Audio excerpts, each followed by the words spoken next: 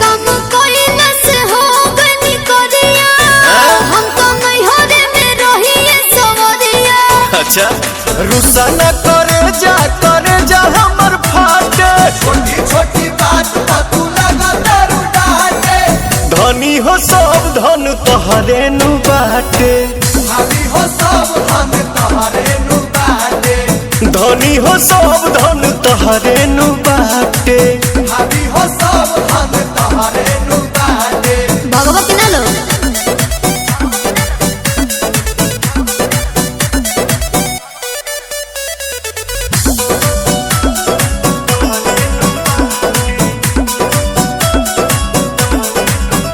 दांत पीसी के खीसी में साने लुआटा तू प्यार के अचार जस कही दे लुखाटा। हाँ तो सुनो का बोला अब तहरा से हम बतियाई बहो राजा मिलने से बड़ी परेशान हम भइली हो दुख झेलने से। लागे लू प्याज धक दांत से काटे धरा हाई चूड़ी के हाथे। धनी हो सब धन तोहरे नु बाटे भाभी हो सब धन तोहरे नु बाटे। धनी हो सब धन तोहरे नु बाटे। भाभी हो सब धन तोहरे नु बाटे।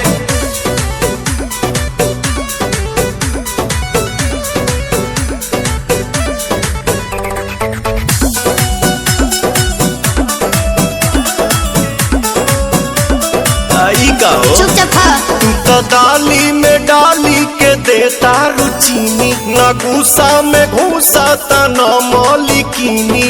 अच्छा और अपने से बना के खा। एक रस से नीक असुर होती हो बिना गवने के कमन करम हम कोई नहीं हो होनी पवने के।